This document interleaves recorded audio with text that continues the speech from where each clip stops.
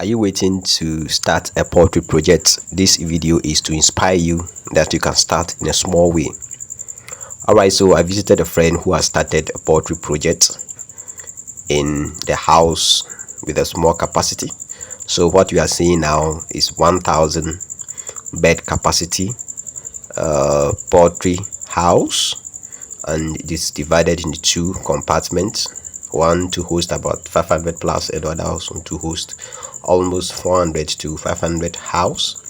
All right, so at the time of my arrival, I think they just received 500 beds. So as I said, that is what you can afford. So you can afford to start with 500, you can start with 100, you can start with 200, you can start with 1000 beds if you don't have the money to start in a larger scale. In other words, there are some people who are financially capable and can start in a large scale. All right, so you cut your coats according to your size.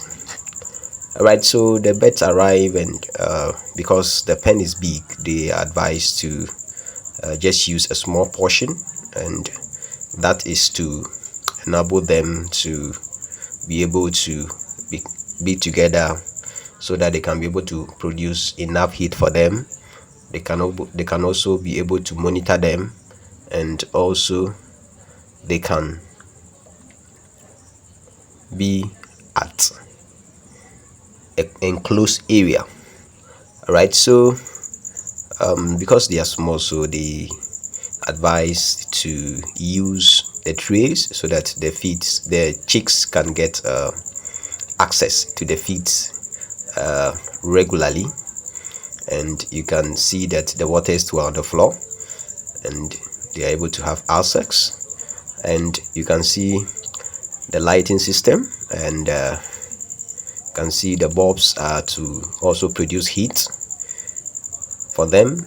And if you don't have the money to buy the heaters and the warmers, you can improvise with this lighting system. So in the night when they are feeling cold, you provide them with the light. So if you are in a place that there is no lighting, you can buy the solar lights, and some of them too can also produce the heat that you want.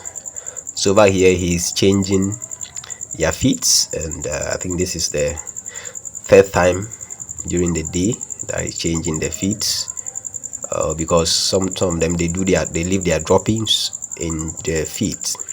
All right, so you are wondering which feed. Upon consultation, you are advised to use the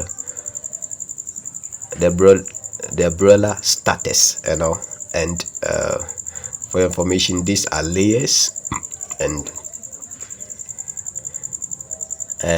you can see the pots. That is what you used to produce the warmth in the night. We know that too much cold can increase our mortality, so that is what they used to produce. That is the warmer used in the night for them. All right, so over here he's changing the waters. We are advised to change the waters frequently, at least twice or 3 times in a day. So, and you advised to use a clean water. All right, so as a new farmer, sometimes you're not conversant with the water feeder, so here he's struggling a bit to close them, but God's so being good, you are able to fix it. And here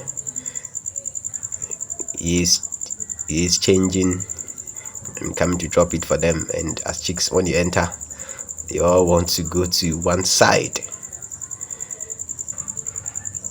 All right, so water has been changed, and they are enjoying the feed. So lesson number 1, you have to understand the cost that is involved, and the feed is also a bit expensive, so you have to draw your budget very well. So as I was saying earlier, this is one of the rooms. You can see it's very big, but because the layers are not much, so they decided to divide it or create a small space Yeah, so this is what I'm talking about. You see, a small space is created for the brooding, and when they are mature, they have 1 week. When they are, let's say, 4 weeks to 6 weeks, you can just dismantle it and bring them and allow them to enjoy the full house. The full house. All right, so, and you are supposed to, so when they arrive, they were given glucose, and in order to give them energy so that they are also active. And in the hatchery, you have to make sure you ask them what are the vaccinations that were given in the hatchery. So this one, when they arrived, no vaccine was given yet, because they have received some of the vaccine, Newcastle vaccines and Gumboro vaccines were given in the hatchery. So I think after 2 weeks, that is when they will be given another vaccine. So this is the project. Share and like.